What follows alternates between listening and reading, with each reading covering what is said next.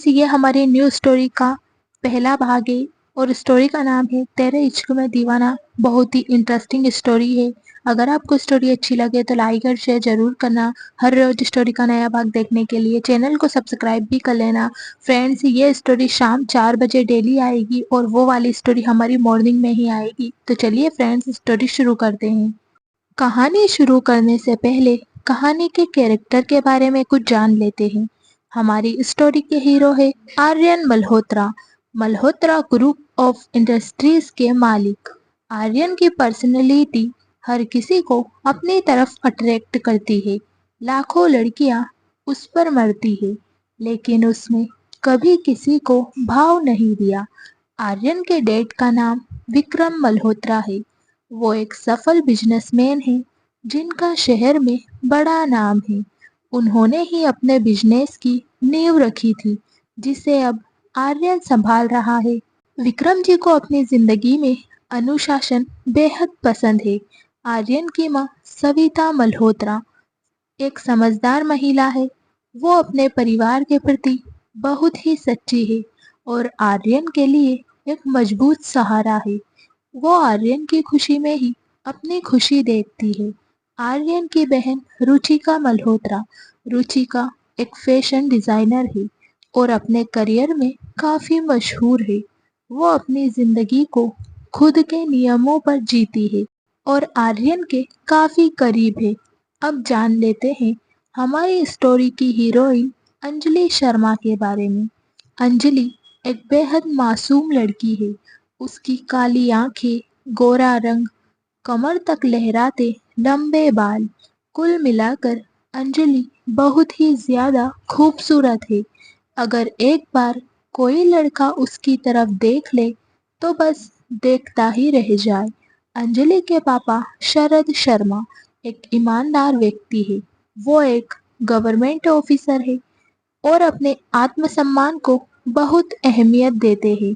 अंजलि की माँ सुनीता शर्मा एक हाउसवाइफ है जो अपने परिवार के हर सुख दुख में हमेशा साथ देती है। वो बहुत ही दयालु और समझदार महिला है। वो चाहती है कि अंजलि की शादी एक अच्छे परिवार में हो जाए। अंजलि का भाई रोहन शर्मा। रोहन अंजलि से छोटा है और वो कॉलेज में पढ़ाई कर रहा है। वो अपनी बहन से बहुत प्यार करता है। तो चलिए फ्रेंड्स, स्टोरी शुरू करते हैं। सुबह का वक्त था। शहर की भीड़भाड़ वाली सड़कों के बीच एक सुकून भरा कैफे, जहां एक लड़की अपने दोस्तों के साथ बैठी हुई थी। अंजलि एक मिडिल क्लास परिवार से थी, लेकिन बेहद सुंदर थी। उसकी बड़ी बड़ी आंखों में सपना और दिल में एक सुकून था। वो एमबीए कर रही है और पढ़ाई के साथ एक छोटी सी जॉब भी करती है। उसी समय एक चमचमाती ब्लैक कार कैफे के सामने आकर रुकी। उसमें से एक लड़का आर्यन बाहर निकला। आर्यन शहर का एक बड़ा बिजनेसमैन है और उसका खुद का मल्टीनेशनल बिजनेस है। उसकी कामयाबी और रुतबा लोगों के बीच चर्चित था, लेकिन अंदर से वो बिल्कुल अकेला है। उसकी जिंदगी में सब कुछ होते हुए भी एक खालीपन है। आर्यन कैफे में आकर बैठ गया।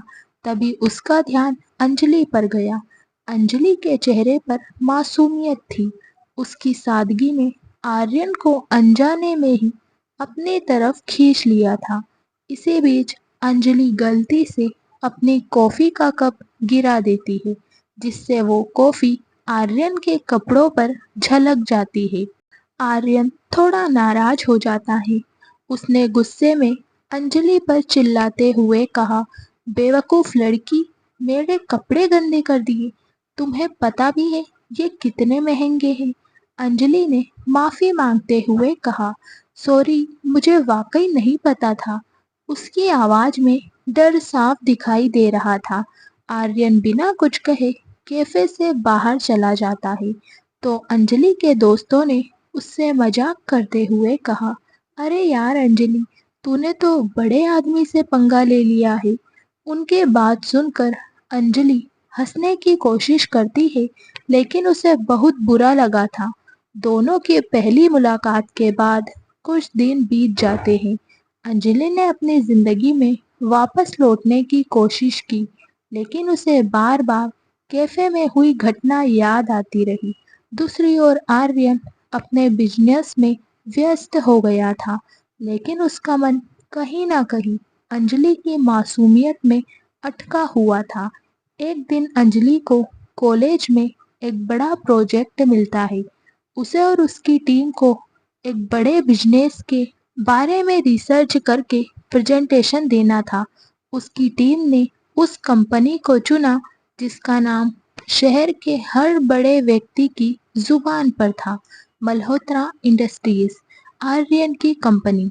प्रोजेक्ट के सिलसिले में अंजलि और उसकी टीम को कंपनी के हेड ऑफिस में जाना पड़ा।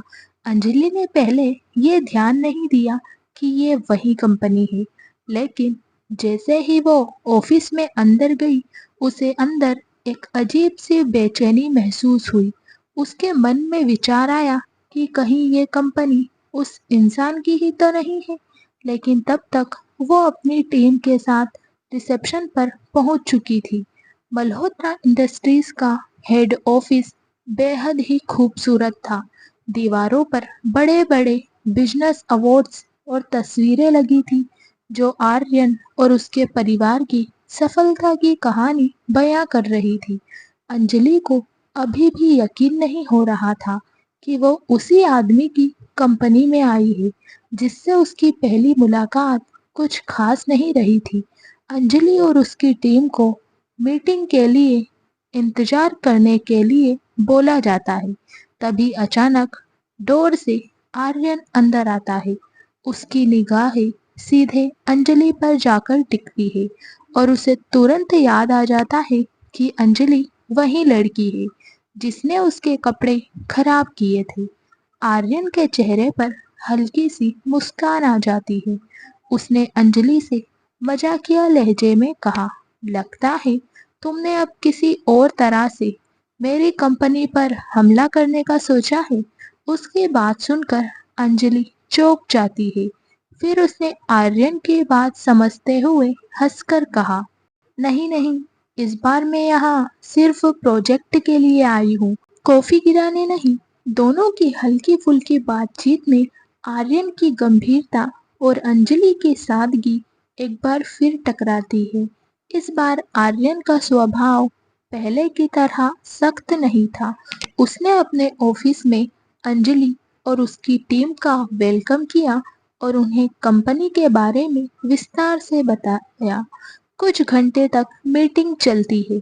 मीटिंग के बाद अंजलि जाने लगती है। तभी आर्यन ने उसे रोककर कहा, चलो अब कॉफी गिराने का बदला मैं चुकाता हूँ। क्या एक कप कॉफी मेरे साथ हो जाए? तो अंजलि ने हंसते हुए कहा, आपको अभी भी वो बात याद है? फिर आर्यन उसे एक पास के कैफे में ले जाता है। दोनों के बीच बातचीत शुरू होती है, जिसमें आर्यन अंजलि से उसकी जिंदगी, पढ़ाई और सपनों के बारे में पूछता है। वो अंजलि की सादगी और उसके विचारों से काफी ज्यादा अफेक्ट होता है। आर्यन की जिंदगी में बहुत सी चीजें सी थी, जैसे शान, शोहरत और सफलता, लेकिन अंजलि में उसे वो ईमानदारी और सादगी दिखाई दी जिसे वो लंबे समय से ढूंढ रहा था। अंजलि भी आर्यन के इस रूप से अफेक्ट हुई थी। वो समझती थी कि आर्यन सिर्फ एक कठोर बिजनेसमैन नहीं है, बल्कि एक सॉफ्ट हार्टेड पर्सन है जो बाहरी दुनिया से छिपा हुआ है। इसी तरह दोनों के बीच बातचीत शुरू हो जाती है। अंजलि अपने मन ही मन सोचने लगती है कि उन दोनों के जीवन में बहुत ही ज्यादा फर्क है। वो एक मिडिल क्लास परिवार से है और आर्यन का रुतबा उससे बहुत ऊपर है। उसे नहीं लगता कि वो दोनों कभी एक हो सकते हैं। इधर आर्यन के दिल में धीरे धीरे अंजलि के लिए कुछ खास जगह बनने लगी थी, जिसका एहसास उसे खुद भी नहीं हो रहा था। जैसे ही दोनों कैफे से बाहर निकलते हैं, आर्यन का फोन बजता है। दूसरी तरफ उसके डैड विक्रम मल्होत्रा थे। आर्यन के फोन पिक करते ही दूसरी तरफ से विक्रम जी ने कहा, आर्यन, घर पर एक फैमिली मीटिंग रखी गई है, तुम जल्दी से घर आ जाओ। तो आर्यन ने कहा, ओके डैड। फिर उसने अंजलि से कहा, आई एम सॉरी अंजलि, मुझे जल्दी से घर जाना होगा। अंजलि ने कहा, कोई बात नहीं। फिर आर्यन वहां से चला जाता है। अंजलि उसे जाते देखती है। उसने अपने मन में सोचा, क्या हमारी मुलाकातें ऐसे ही संयोगवश होती रहेगी या ये किस्मत का कोई इशारा है। इधर आर्यन जब फैमिली मीटिंग के लिए अपने घर पहुंचा तो उसे एक सख्त माहौल महसूस हुआ। उसके डैड विक्रम जी गंभीर चेहरा बनाए बैठे थे और उसकी माँ सविता जी भी चिंतित नजर आ रही थी। तभी आर्यन को देखकर विक्रम जी ने बिना किसी भाव के कहा, आर्यन, अब वक्त आ गया है कि तुम अपने परिवार की इज्जत और परंपराओं का ध्यान रखो। हमने तुम्हारे लिए एक अच्छा रिश्ता चुना है। उनकी बात सुनकर आर्यन हैरान हो गया। उसे इस तरह के फैसले की उम्मीद नहीं थी। वो जानता था कि उसका परिवार सामाजिक प्रतिष्ठा का बहुत ध्यान रखता है, लेकिन शादी का फैसला इस तरह अचानक करने की उसे बिल्कुल उम्मीद नहीं थी। उसने अपने डैड से कहा, लेकिन डैड, ये मेरा फैसला नहीं है। विक्रम जी ने थोड़े गुस्से में कहा, ये तुम्हारे परिवार का फैसला है और परिवार के फैसलों का सम्मान करना ही हमारा नियम है। तुम किसी साधारण लड़की के साथ वक्त बिताने की सोच भी नहीं सकते। तुम्हारे साथ सिर्फ वही लड़की होनी चाहिए जो हमारे मान सम्मान और समाज में हमारी पहचान को बरकरार रखे। दूसरी ओर अंजलि भी आर्यन से हुई मुलाकात के बारे में सोच रही थी। उसकी सहेली टीना ने उससे कहा, तूने एक बड़े बिजनेसमैन से दोस्ती कर ली है, कहीं तो उससे प्यार तो नहीं करने लगी। अंजलि ने थोड़ा हिचकिचाते हुए कहा, नहीं, ऐसा कुछ नहीं है, हम बस अच्छे दोस्त हैं और वैसे भी उसकी दुनिया मुझसे बिल्कुल अलग है। अंजलि अपनी दोस्त से ये बात कह तो रही थी, लेकिन उसकी दिल की गहराइयों में वो महसूस कर पा रही थी कि उसके दिल में आर्यन के प्रति कुछ खास भावना विकसित हो रही है। भले ही वो खुद इस बात को स्वीकार करने से कतरा रही हो। आर्यन के घर पर उसके डेट के फैसले ने आर्यन के मन में हलचल मचा दी थी। उसने एक दो दिन अकेले में ये सोचते हुए बिताए कि क्या उसे अपने परिवार की इच्छाओं का पालन करना चाहिए या अपने दिल की सुननी चाहिए। उसके मन में अंजलि की तस्वीर बार बार आती रही। आखिरकार उसने तय किया कि वो एक बार अंजलि से मिलकर उसके साथ अपने मन की बात साझा करेगा। शाम का वक्त। आर्यन अंजलि से मिलने के लिए उसके ऑफिस के बाहर इंतजार कर रहा था। अंजलि जैसे ही बाहर आती है तो वो आर्यन को देखती है। आर्यन को देखकर वो थोड़ी हैरान रह जाती है। तभी आर्यन ने मुस्कुराते हुए कहा, क्या हम कहीं बात कर सकते हैं? तो अंजलि हाँ में अपना सिर हिला देती है और दोनों पास के एक पार्क में जाकर बैठते हैं। आर्यन उसे बताता है कि कैसे उसके परिवार ने उसकी शादी के लिए दबाव डाला है और उसके सामने ऊंची जाति और प्रतिष्ठा का हवाला दिया है। अंजलि चुपचाप उसकी बातें सुन रही थी। उसने कुछ सोचकर कहा, आर्यन, शायद तुम्हारे परिवार की बातों में सच्चाई है। तुम बड़े घर से हो और तुम्हारा नाम, तुम्हारा रुतबा तुमसे बहुत उम्मीदें रखता है। हम दोनों की दुनिया तो बहुत अलग है। उसकी बात सुनकर आर्यन ने उसका हाथ थामते हुए कहा, मुझे फर्क नहीं पड़ता कि तुम किस परिवार से हो अंजलि। मैंने जिंदगी में सब कुछ पाया है, लेकिन वो खुशी नहीं पाई जो तुम्हारे साथ मिलती है मुझे। मुझे तुम्हारे साथ रहना है, चाहे इसके लिए मुझे अपने परिवार से लड़ना ही क्यों ना पड़े। उसकी बात सुनकर अंजलि की आंखों में आंसू आ जाते हैं, लेकिन उसने खुद को संभालते हुए कहा, आर्यन, मैं तुम्हें खोना नहीं चाहती, लेकिन मैं तुम्हारे परिवार में खुद को फिट नहीं देखती हूँ। मुझे डर है कि ये फैसला हमारे रिश्ते पर बुरा असर डालेगा। आर्यन ने उसे भरोसा दिलाते हुए कहा, तुम्हें खुद पर और हमारे प्यार पर भरोसा करना होगा। हम मिलकर सब कुछ संभाल लेंगे। उन दोनों के बीच एक नया वादा और भरोसा तो बन गया था, लेकिन उनके सामने आने वाली परेशानियां खत्म नहीं हुई थी। आर्यन के घर में उसकी और अंजलि की बढ़ती नजदीकियों को लेकर हलचल मची हुई थी, और इसी बीच दोनों परिवार के बीच के पुराने झगड़े के संकेत मिलने लगे।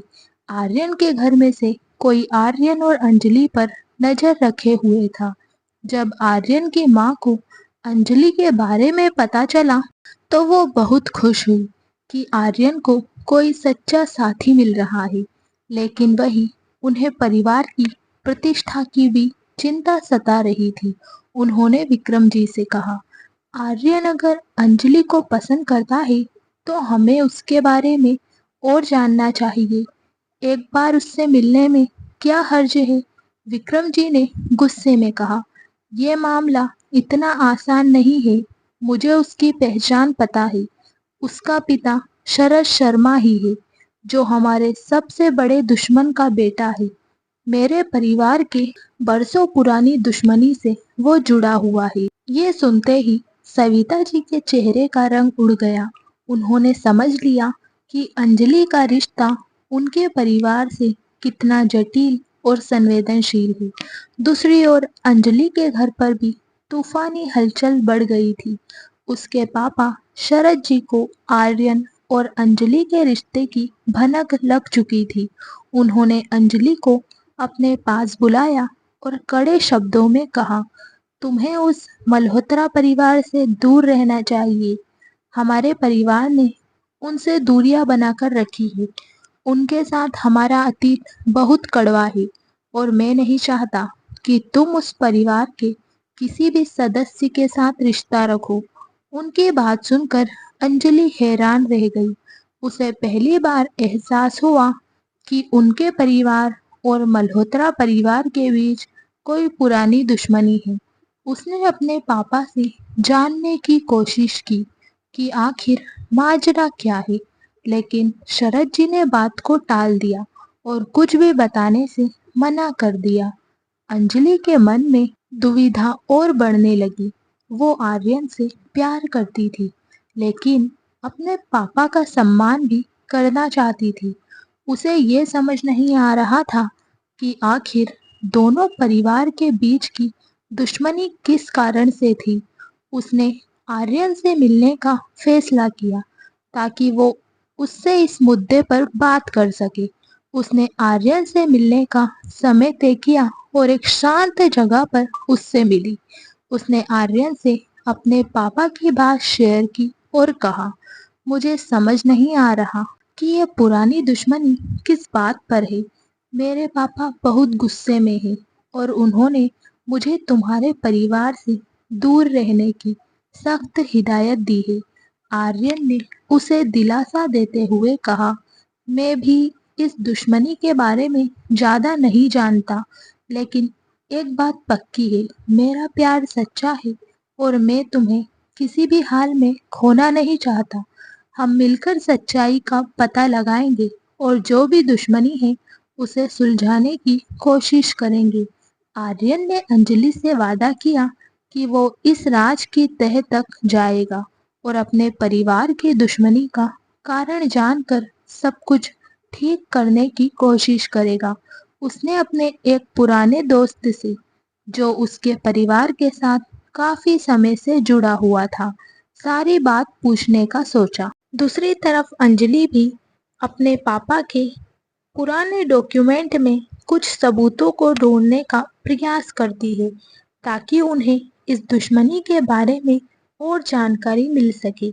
एक दिन अंजलि अपने पापा के पुराने सामान में कुछ ढूंढ रही थी, तभी उसे एक पुराना पीला पड़ा हुआ लिफाफा मिला। उस पर कुछ हस्ताक्षर थे और लेटर पर मल्होत्रा लिखा था। उसने उस लिफाफे को खोला और लेटर पढ़ना शुरू किया। उस लेटर में लिखा था, शरद, मुझे माफ कर दो, हमारे बीच गलतफहमी हो गई थी। मैंने तुमसे कभी झूठ नहीं बोला, लेकिन मेरे पापा ने जो किया उसके लिए मैं शर्मिंदा हूँ।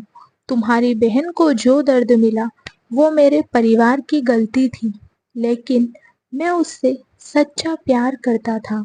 तुमसे उम्मीद है कि तुम मुझे समझोगे और मेरे परिवार से सुलह करोगे। विक्रम।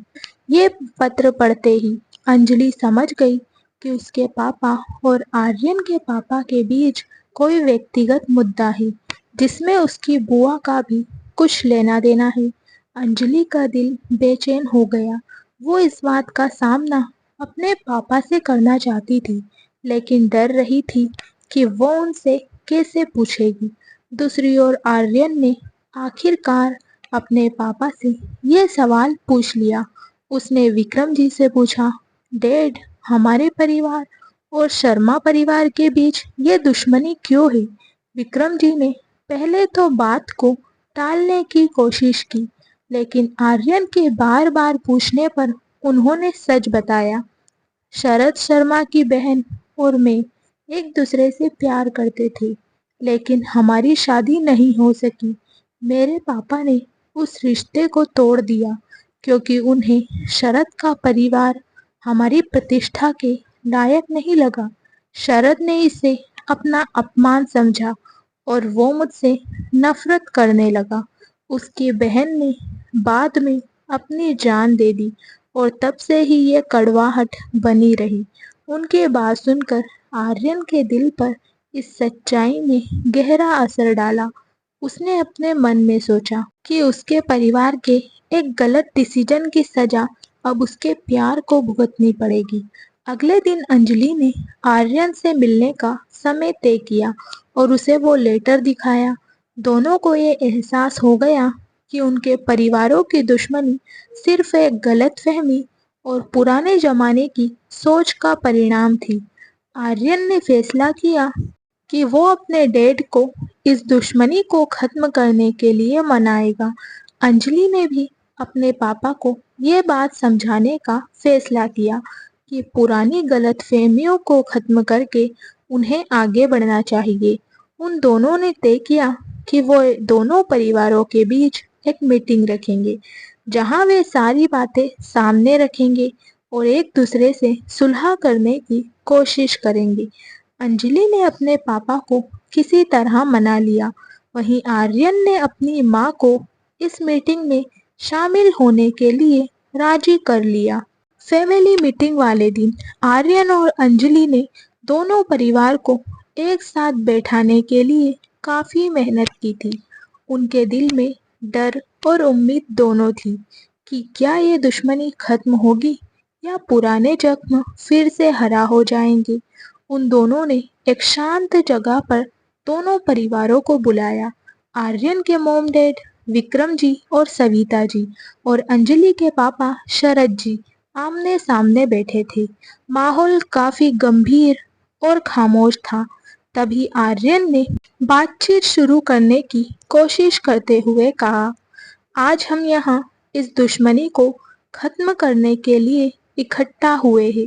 मैं और अंजलि एक दूसरे से प्यार करते हैं और हम नहीं चाहते कि हमारी खुशियाँ इस पुराने झगड़े की वजह से खत्म हो। यह सुनते ही शरद जी का चेहरा गुस्से से तमतमा उठा। उन्होंने विक्रम जी की ओर देखते हुए कहा, तुम्हारे परिवार ने मेरी बहन की जिंदगी बर्बाद कर दी थी। उसे इतना दर्द दिया कि वो इस दुनिया से ही चली गई। तुम्हें लगता है कि मैं पुराने जख्मों को भूल सकता हूँ? उनके बात सुनकर विक्रम जी ने एक गहरी सांस लेकर कहा, मैं समझ सकता हूँ शरद।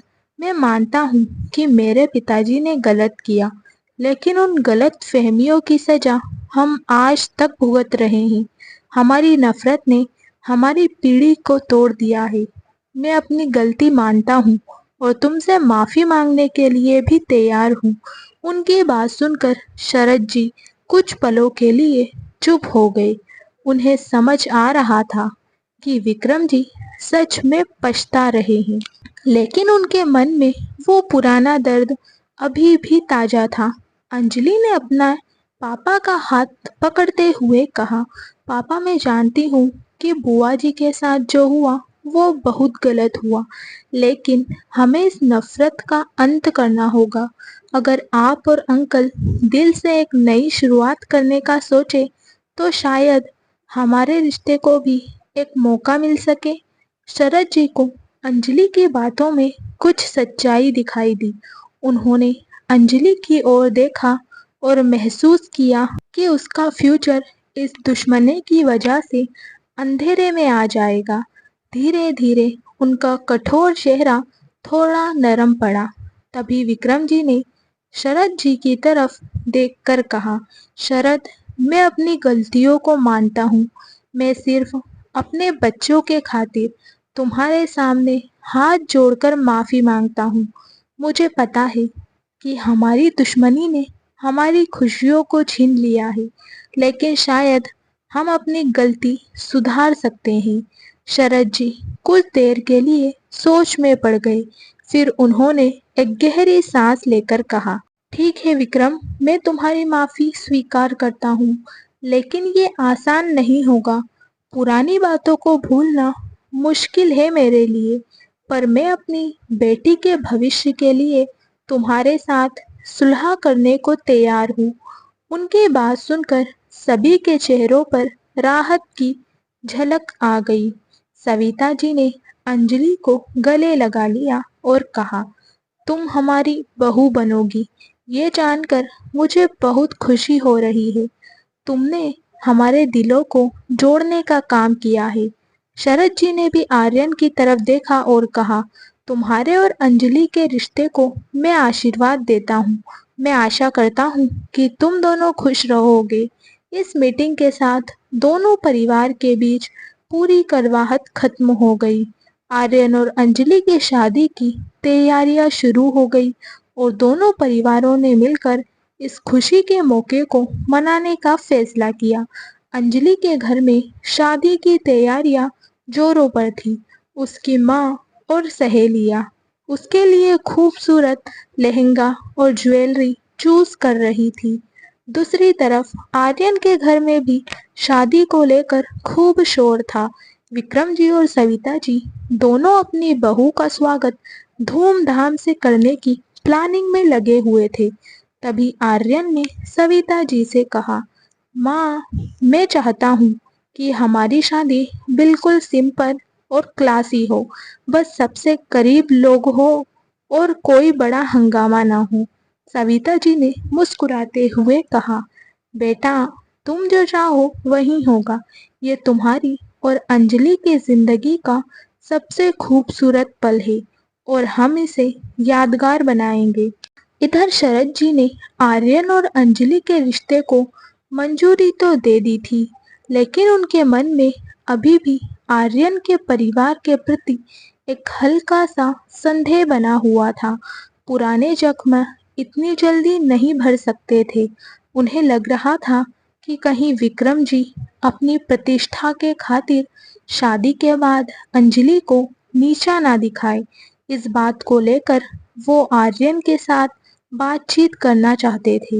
एक दिन शरद जी ने आर्यन को अपने घर बुलाया और कहा, आर्यन, मैं जानता हूँ कि तुम और अंजलि एक दूसरे से बहुत प्यार करते हो, लेकिन मुझे डर है कि कहीं शादी के बाद तुम्हारे परिवार के कुछ पुराने विचार मेरी बेटी की खुशियों में बाधा ना बने। आर्यन ने उनकी बात सुनी और फिर विनम्रता से जवाब दिया, अंकल, मैं आपको यकीन दिलाता हूँ कि अंजलि मेरे लिए सबसे ज्यादा मायने रखती है। मैं उसे किसी भी हाल में दुखी नहीं होने दूंगा। मेरे परिवार ने अपनी गलतियां मानी हैं और अब वो अंजलि का सम्मान और प्यार करेंगे। मैं आपको विश्वास दिलाता हूँ कि अंजलि को किसी भी परेशानी का सामना नहीं करना पड़ेगा। शरद जी ने उसकी बातों में सच्चाई और एक ईमानदारी को महसूस किया था, जिसे देखकर उनका मन भी हल्का हो गया। अंजलि के दोस्तों ने उसके लिए एक सरप्राइज बैचलर पार्टी का प्लान किया था। उन्होंने अंजलि के नए जीवन में कदम रखने के लिए उत्साहित किया और बहुत सारी मजेदार यादें बनाई। वहीं आर्यन के दोस्तों ने भी उसके लिए एक गेट टुगेदर का आयोजन किया और उसे उसकी आने वाली जिंदगी के लिए शुभकामनाएं दी। इस खुशी के माहौल में आर्यन और अंजलि दोनों ने अपने दोस्तों और परिवार के साथ वक्त बिताया और शादी के पहले के आखिरी दिनों को यादगार बनाया। इसी बीच आर्यन के बिजनेस में एक गंभीर समस्या खड़ी हो गई। उसे एक प्रोजेक्ट में बड़ा नुकसान हुआ, जिससे कंपनी की इमेज भी इफेक्ट हो रही थी।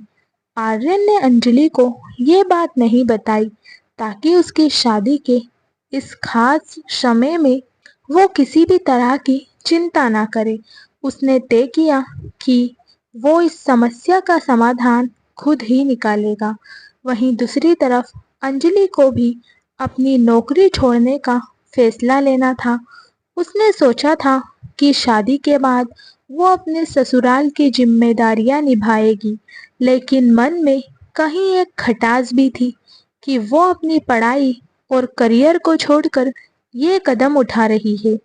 इस बात को लेकर उसके मन में भी कुछ असमंजस था।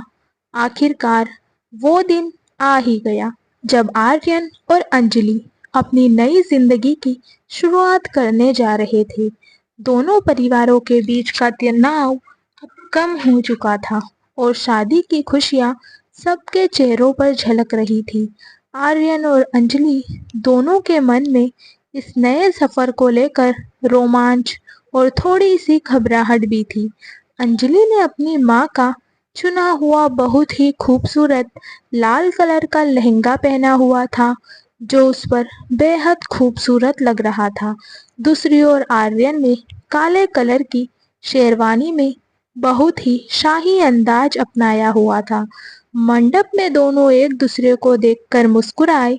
उन दोनों के चेहरे पर एक अलग ही चमक थी, जैसे सब कुछ थम गया हो और सिर्फ वो दोनों ही इस दुनिया में हो। शादी की सभी रस्में बड़े ही धूमधाम से निभाई गई। फेरे लेते समय दोनों ने एक दूसरे को जीवन भर साथ निभाने का वादा किया और सभी रस्में हंसी खुशी से पूरी हुई। विदाई के वक्त अंजलि की आंखों में आंसू थे। अपनी माँ और पापा को छोड़कर नए जीवन में कदम रखना उसके लिए मुश्किल था। आर्यन ने उसे धीरे से सहारा दिया और उसके कानों में कहा, अब से मैं तुम्हारा सहारा बनूंगा, हमेशा तुम्हारे साथ रहूंगा। उसकी बात सुनकर अंजलि को सुकून मिला और उसने अपने दिल को मजबूत बनाया। आर्यन ने पहले से ही अंजलि के लिए कुछ खास तैयारी कर रखी थी। जब वो अपने घर पहुंचे तो उसने अंजलि की पसंद का ध्यान रखते हुए हर रूम को सजा रखा था। उसने अंजलि को अपने रूम में ले जाकर कहा, ये अब तुम्हारा घर है और मैं चाहता हूँ कि तुम्हें यहाँ हर चीज में अपनापन महसूस हो। अंजलि को ये देखकर खुशी हुई कि आर्यन ने उसके लिए इतना सोचा। उसने मुस्कुराते हुए आर्यन का हाथ थामा और कहा, तुम्हारे साथ सब कुछ अपना ही लगता है मुझे, लेकिन इस खुशी के बीच आर्यन के मन में अपने बिजनेस की चिंता अभी भी थी। कंपनी को हुए नुकसान और उसकी रेपुटेशन पर पड़े असर को लेकर वो परेशान था, लेकिन उसने ये बात अंजलि से छुपाने का निश्चय किया था। वो नहीं चाहता था कि अंजलि शादी के तुरंत बाद किसी चिंता में पड़ जाए। उसने अपने कुछ खास दोस्त और बिजनेस पार्टनर्स से बात करने का निर्णय लिया ताकि वो इस स्थिति से बाहर निकल सके। इधर अंजलि ने भी निर्णय लिया कि वो शादी के बाद अपना करियर नहीं छोड़ेगी। उसने आर्यन से इस बारे में बात की और अपनी इच्छा जताई कि वो अपनी एमबीए की पढ़ाई पूरी करने के बाद एक अच्छी सी नौकरी करना चाहती है। आर्यन ने ये बात सुनकर उसकी हिम्मत बढ़ाई और उसे अपने सपनों को पूरा करने के लिए प्रोत्साहित किया। आर्यन ने कहा, तुम्हारा सपना मेरा सपना है और मैं हमेशा तुम्हारे साथ हूँ। तुम जो चाहती हो वही करो, क्योंकि तुम्हारी खुशी में ही मेरी खुशी है। अगले दिन जब अंजलि और आर्यन ने अपने नए जीवन की शुरुआत की तो दोनों ही काफी एक्साइटेड थे। लेकिन इसी बीच एक फोन कॉल आया जिसमें बताया गया कि आर्यन की कंपनी का एक इम्पोर्टेंट क्लाइंट समझौता तोड़ने की सोच रहा है। आर्यन ने अंजलि से इस बात को छुपाते हुए खुद ही इस चुनौती से निपटने का फैसला किया। क्या आर्यन अपने बिजनेस को संभाल पाएगा? क्या अंजलि शादी के बाद अपनी नई जिंदगी को अपना सकेगी या उनके रिश्ते में नई चुनौती आएगी? आखिर कौन है आर्यन के बिजनेस को हानि पहुंचाने वाला? जानने के लिए नेक्स्ट एपिसोड देखना बिल्कुल भी ना भूले। फ्रेंड्स, आपको स्टोरी कैसी लगी कमेंट करके ज़रूर बताना। अगर अच्छी लगी हो तो लाइक एंड शेयर भी ज़रूर करना। हर रोज स्टोरी का नया भाग देखने के लिए चैनल को सब्सक्राइब करके बेल आइकन को प्रेस कर लेना, ताकि हर आने वाली वीडियो की नोटिफिकेशन आपको मिल जाए। फ्रेंड्स, वो स्टोरी मॉर्निंग में ही आएगी और ये स्टोरी शाम के 4 बजे तक आ जाएगी। इस स्टोरी को भी आप वैसा ही प्यार देना जैसा आप हमारी उस स्टोरी को दे रहे हो। Thank you so much friends.